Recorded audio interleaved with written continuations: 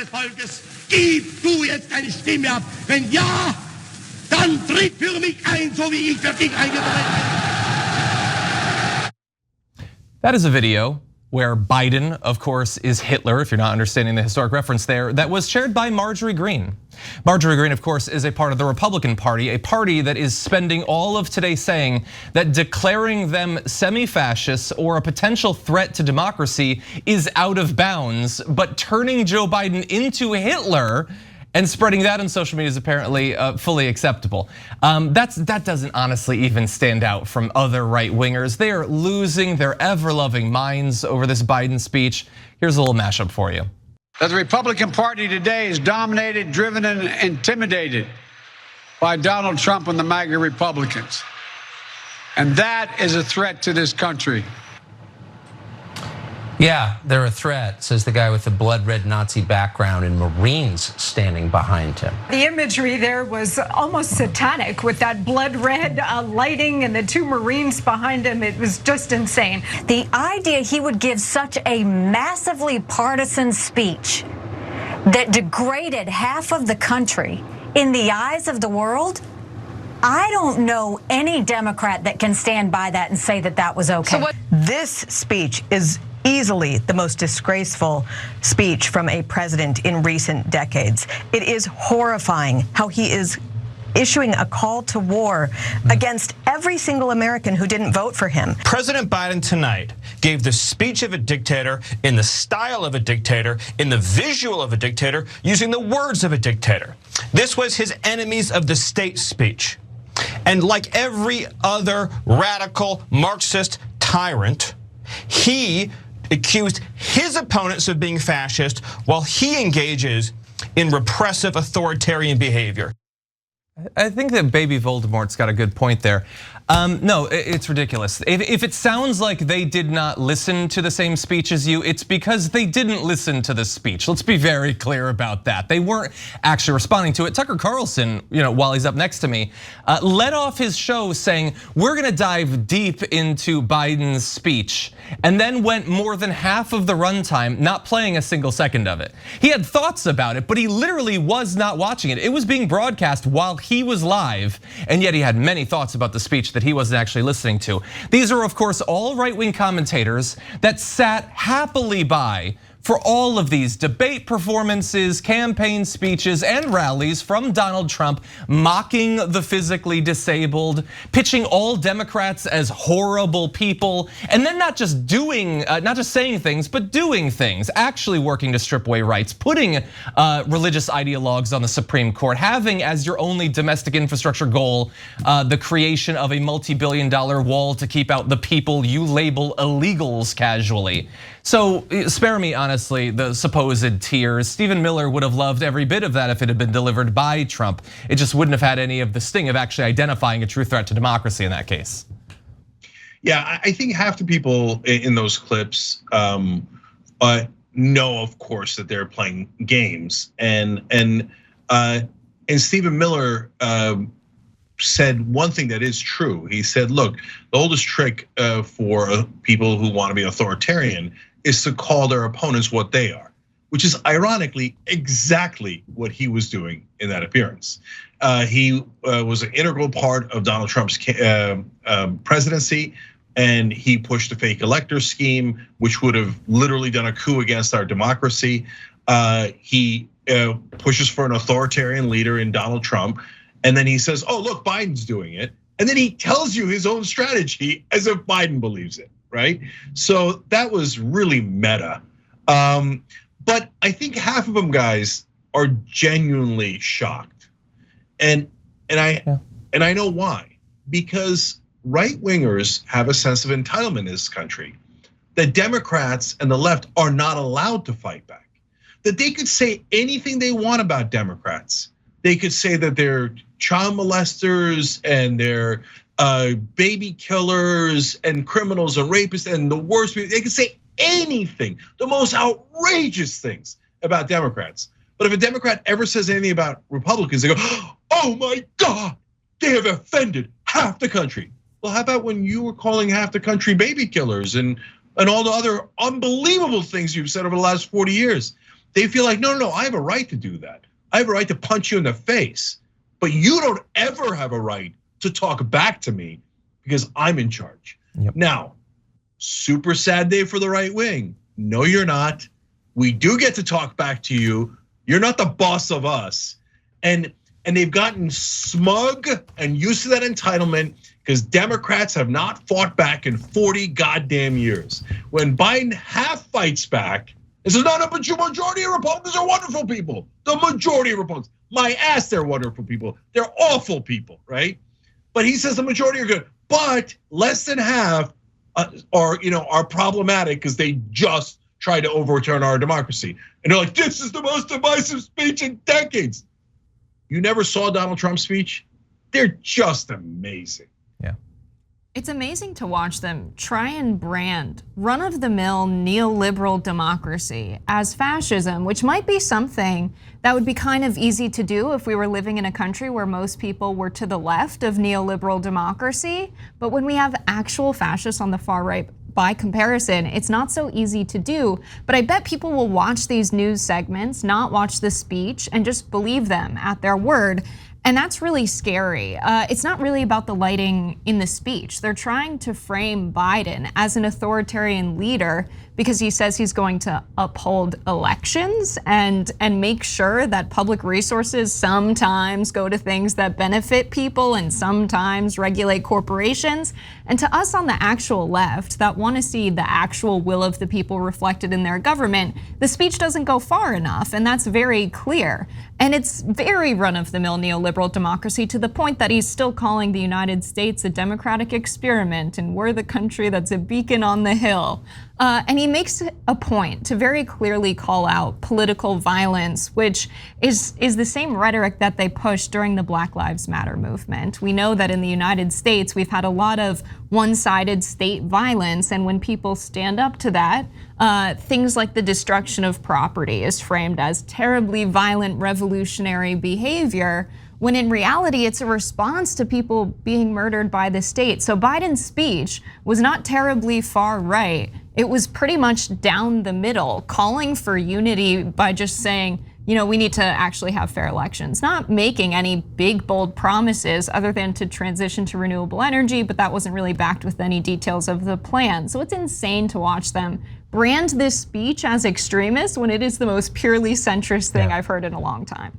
Yeah, and when we respond with like, have they been listening to Donald Trump? You might come away, if you haven't been following every step along the way, that, so they're saying that I guess everybody does it. That's very clearly not what we're saying. What Biden is doing is not throwing substance-free slurs at the other side. He's identifying the actual intent of this movement on the right. They do want to end democracy. Perhaps not via coup next time, that would be nice. But they definitely want your vote to not actually count for anything, even less than it does now. That is actually true. When Donald Trump stands on the stage and appeals to the QAnon crowd, or has his crowd chant "lock her up" about conspiracy theories about Hillary Clinton, that is not the same thing as accurately describing what a political movement is trying to accomplish. So this is not whataboutism. They're very different things. But I want to give you just a couple more responses to it. It came not just on Fox News. Ben Shapiro, who has always been a very big critic of Trump when he goes too far, tweeted, "That was the most demagogic, outrageous, and divisive speech I have ever seen from an American president. I apologize if I'm not really selling the Ben Shapiro thing. Imagine that I've slowed it down by about 2 times. Joe Biden essentially declared all those who oppose him and his agenda enemies of the republic. Truly shameful." No, he didn't do that, and he didn't do that because you said essentially. And the reason you wrote essentially in your tweet is because you know that Donald Trump literally called groups in America the enemy of the people hundreds of times, and you never raised a single objection to it. Thus the flaccid essentially in your tweet. But Donald Trump also posted about it, not on Twitter because he's not allowed on there, and that remains fun to this day, saying, "If you look at the words and meaning of the awkward and angry Biden speech tonight, he threatened America, including with the possible use of military force. He must be insane or suffering from late stage dementia, and might I add, person, woman, man, camera, TV." Yes, he's threatening with military force. I mean, come on, do we seriously have to respond to Whether Biden was threatening to deploy the military against the American people, that isn't actually what he was doing. Now, Donald Trump frequently fantasized about putting the military in the streets, whether for ostentatious North Korean-esque military parades or to crush social justice protests. Again, it is all projection, undiluted. Dark Jackson. Oh, we have a Jackson here. So what I'm seeing from all the right wing is them basically saying, how dare they fight back? Don't they know their place? They're supposed to just have us pummel them and just sit there and take it and tell America how great we are. No, sorry. For the first time, Joe Biden hasn't done that. That's what he normally does. But he gave a speech that went a quarter of the way to being honest. And guys, look, when we talk about threat to democracy, so look, a couple of the commentators there that you saw with your own eyes, and then Donald Trump talked about a call that Biden was doing, a call to war, and he threatened to use military force. Did he actually say any of that in the speech? Absolutely not. You can watch the speech for yourself. You see that. There's none of it. It's just totally made up. But it is what we talked about earlier. It is projection, right? So they want, Donald Trump literally said, go down to the Capitol. When he heard that his own vice president might be murdered, he said he didn't mind. So there's been a literal call to violence from Trump over and over and over again. Lindsey Graham talking about how there's going to be riots in the streets if you dare hold Trump accountable, etc. They're obviously projecting. And did we always say that Donald Trump was a threat to democracy? Like that we say it, to John's point, that we say it without substance, just like they say it without substance? Absolutely not. Go back and see during the 2016 election when I definitely wanted Trump to lose. And I did 100 loser Donald segments. Did I ever say that he was a threat to democracy? No, you know why? Because at that point, I didn't know he was a threat to democracy. I just thought he was an incompetent, evil, stupid, immoral guy, okay? That shouldn't be anywhere near power. But I didn't think he wasn't gonna leave office, that he was gonna ask his crowd to do a riot, maybe hang his vice. I didn't think any of that, because I hadn't seen an inclination towards that. Now we see it, so you actually point out facts. Facts matter, they matter. But CNN will tell you now, because they have a new Republican owner, a 50-50, I can't tell. And in fact, they did do that. Several different people today on CNN talking about, Biden's gone too far. He's such a meanie. I can't believe he's doing that. So it's absolutely absurd. And the talk about enemies of the state, they're kind of rubbing it in your face that they're liars. So both Trump and Stephen Miller, you talking about, especially Stephen Miller in that clip that you saw, he knows, he wrote the lines about Democrats and media being enemies of the state when he was writing for Donald Trump. So he goes on there and winks to the people who know, but he knows the audience doesn't know anything because they've been brainwashed by right-wing media and they don't know a goddamn thing. So he goes, Biden is calling for his opponents to be enemies of the state. Wink. That is so bad. Wink. I can't believe they're offending your feelings. Wink. But the audience doesn't know he's winking. They really think, because this is the only thing they're seeing. If you watch Tucker Carlson's segment, remember his entire audience is 100% brainwashed. You would have thought that it was Hitler's speech and that Biden was saying, I'm going to come. And he made it seem like the Biden was going to send soldiers to your house and maybe even attack you, physically attack you. They think that Biden's about to march in the goddamn streets with the military. And by the way, what happens at the end of right-wingers thinking that? They grab their guns. Super last thing, I would say comparatively globally, Americans have been pretty comfortable. We haven't had relative political instability. And the idea that we could become the kind of country where democracy fails and we are terribly politically unstable to the point that there's violence in the streets scares a lot of Americans. Not only that, Joe Biden in this speech pointed out how the right has taken many of our basic rights and freedoms away via their control of the Supreme Court. And so what mainstream media, especially Fox, is trying to do here is get people to not watch the speech because they don't want people to hear those narratives. They are afraid. But I think it could backfire because they're saying all of this crazy stuff about what happened in the speech, but the clips don't reflect any of that crazy stuff happening. So they're effectively teasing the speech, and more people might end up actually tuning into the speech because of it. Yeah. That's also true.